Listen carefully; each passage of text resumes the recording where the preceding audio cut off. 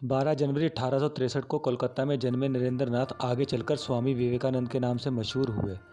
विवेकानंद जी की जब भी बात होती है तो अमेरिका के शिकागो की धर्म संसद में साल 1893 में दिए गए भाषण की चर्चा जरूर होती है। ये वो भाषण है जिसने पूरी दुनिया के सामने भारत को एक मजबूत छवि के साथ पेश किया, और एक ऐसा भाषण जो आज तक अपना प्रभाव लाखों युवाओं की प्रेरणा का कारण बना हुआ है। ये है स्वामी विवेकानंद के उस भाषण की खास बातें। अमेरिकी भाइयों और बहनों, आपने जिस स्नेह के साथ मेरा स्वागत किया है उससे मेरा दिल भर आया है। मैं दुनिया की सबसे पुरानी संत परंपरा और सभी धर्मों की जननी की तरफ से धन्यवाद देता हूँ। सभी जातियों और संप्रदायों के लाखों करोड़ों हिंदुओं की तरफ से आपका आभार व्यक्त करता हूँ। मैं इस मंच पर बोलने वाले कुछ वक्ताओं का भी धन्यवाद करना चाहता हूँ जिन्होंने यह जाहिर किया कि दुनिया में सहिष्णुता का विचार पूरब के देशों से फैला है। मुझे गर्व है कि मैं उस धर्म से हूँ जिसने दुनिया को सहिष्णुता और सार्वभौमिक स्वीकृति का पाठ पढ़ाया है। हम सिर्फ सार्वभौमिक सहिष्णुता पर ही विश्वास नहीं करते, बल्कि हम सभी धर्मों को सच के रूप में स्वीकार करते हैं।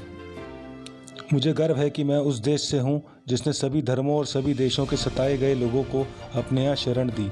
मुझे गर्व है कि हमने अपने दिल में इजराइल की वो पवित्र यादें संजो रखी हैं जिनमें उनके धर्मस्थलों को रोमन हमलावरों ने तहस नहस कर दिया था और फिर उन्होंने दक्षिण भारत में शरण ली।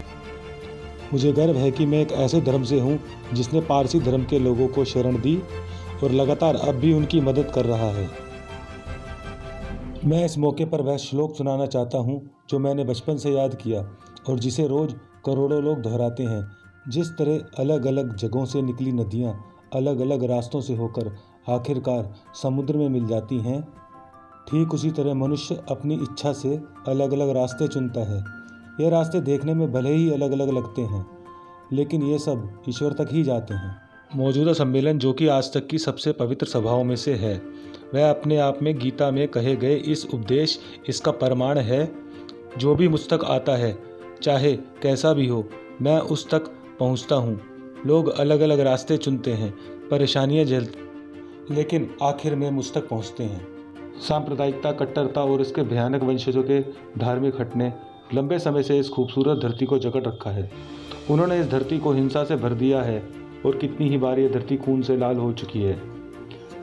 ना जाने कितनी सभ्यताएं तबाह हुई और कितने देश मिटा दिए गए। यदि ये खौफनाक राक्षस नहीं होते तो मानव समाज कहीं ज़्यादा बेहतर होता जितना कि अभी है, लेकिन उनका वक्त अब पूरा हो चुका है। मुझे उम्मीद है कि इस सम्मेलन का बिगुल सभी तरह की कट्टरता, हठधर्मिता और दुखों का विनाश करने वाला होगा, चाहे वह तलवार से हो या फिर कलम से।